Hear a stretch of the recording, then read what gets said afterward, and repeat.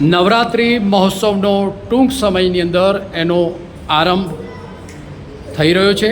એના અનુસંધાનની અંદર આજે રંગત ગરબા ક્લાસીસ કે આજે શુભ મુહૂર્ત પ્રસંગે આવવાનો એક શુભ અવસર થયો છે. મારી સાથે અહીંયા ક્લાસીસના અન્ય મિત્રો મારી સાથે છે. આજે જે ક્લાસીસનું જે ઓર્ગેનાઇઝ કર્યું છે મેહુલભાઈ, એમનો હું એક પરિચય લઈ લઈશ. મેહુલભાઈ, આપનો પરિચય. મારું નામ મેહુલ વિઠ્ઠલલાલ ઠક્કર છે.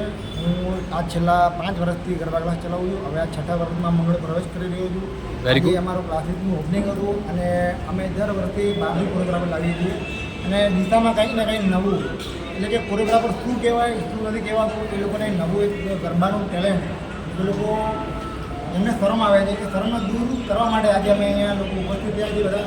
અને અમારી જોડે જે કોરિયોગ્રાફર છે નૃત્ય ડાન્સ સ્ટુડિયો પાલનપુર, એ લોકો અમારી જોડે 2 મહિના અહીંયા સતત એ લોકોની મહેનત કરવાના છે. અમે એક ખેલે જવાને ઉઠવા માટે પ્રોત્સાહિત કરવા માટે તૈયાર. બહુ સરસ મજાની મેહુલભાઈ વાત કરી કે અહીંયા નવરાત્રિની અંદર કોરિયોગ્રાફરની સાથે અહીંયા ગરબાનું સુંદર આયોજન કરવામાં આવ્યું છે. મારી સાથે કોરિયોગ્રાફર પણ અહીંયા છે. એમની પણ એક મુલાકાત, એમનું પણ વાત જાણી લઈશ, એમનું પણ નામ જાણી લઈશ. સર, આપનું નામ શું છે સર? નમસ્કાર, હર્ષિત પ્રજાપતિ. Yes sir. પાલનપુરથી આવું છું. નૃત્ય ડાન્સ સ્ટુડિયો સતત 8 વર્ષથી ગરબા ક્લાસીસ અને ડાન્સ ક્લાસીસ ચલાવું છું.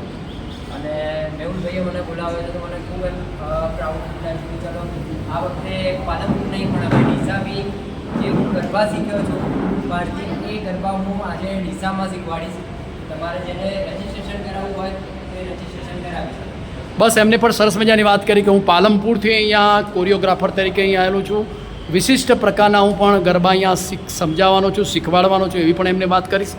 અહીંયા મેહુલભાઈ પાસે એ પણ વાત જાણીશ કે અહીંયા આપ ગરબા ક્લાસીસ ચાલુ કર્યા છો, કયા પ્રકારના કેવા ગરબાઓ અહીંયા શીખવાડવામાં આવશે સર? અમારી જોડે બધા અલગ અલગ સ્ટેપના હોય છે. સુરતી છે, પછી સુરતીની સ્ટાઇલિંગમાં જે માસ્ટર છે એ બી છે. બધા અલગ અલગ ટાઈપના છે. ટીટોડો છે, હિંગ છે, તિમલી છે, રાસ છે, રોડિયા છે. ઓલ ઓવર જે બી સ્ટેપ જે આપણા ગુજરાતમાં વધારે ચાલતા હોય એનું કલ્ચર એ લોકો નથી સમજતા. આપણે કંઈક એના માટે એક્સ્ટ્રા લઈને આવે છે આ વખતે અને કંઈક અલગ જ પરફોર્મન્સ છે અમારાથી. અને એટલી મને ખ્યાલ છે કે ડિજિટલના અંદર આ વખતે કંઈક ને કંઈક અલગ જ થવાનું એવી મને જાણ છે. બહુ મેહુલભાઈ એક એડવાન્સમાં વાત કરી કે ડીસામાં આ વખતે નવરાત્રિના ગરબા કંઈક અલગ પ્રકારના થશે એવી મને વાત કરી છે. ચોક્કસ હું એમને શુભેચ્છાઓ આપું છું કે જે નવરાત્રિના ગરબાઓ જે પ્રમાણે થતા હોય છે, જે મર્યાદામાં થતા હોય એ ટાઈપના ગરબાનું સુંદર આયોજન, પોતે એ રીતની પણ વાત કરેલી છે. મારી સાથે અહીંયા રાજેશભાઈ કે પોતે સારા એવા શિક્ષક પણ અને સારા એવા સંગીતકાર છે. સર, આપ શું સમાજને એક સુંદર મેસેજ આપવા માગું છું? બસ ખૂબ ખૂબ શુભેચ્છા મેહુલભાઈને એમના ક્લાસીસ માટે. શ્રદ્ધા. હા હા બહુ સારી શુભેચ્છા કે બહુ જ આગળ વધે. બેટા, આપ શું કરો છો અત્યારે હાલ? મારું નામ સરોજ છે. હા હા. સિટીની બાજુમાં રામપુર રોડ છે.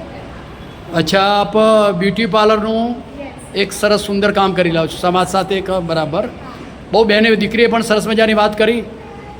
હું ચોક્કસ બધા મિત્રોને શુભેચ્છાઓ પાઠવું છું કે ખૂબ જ સુંદર અને સારી રીતે નવરાત્રિ મહોત્સવના સુંદર આયોજન થાય અને ડીસાવાસીઓને કંઈક નવું મળે એવું તમને શુભેચ્છાઓ પાઠવું છું. જય શ્રી રામ, જય શ્રી રામ. બોલો બે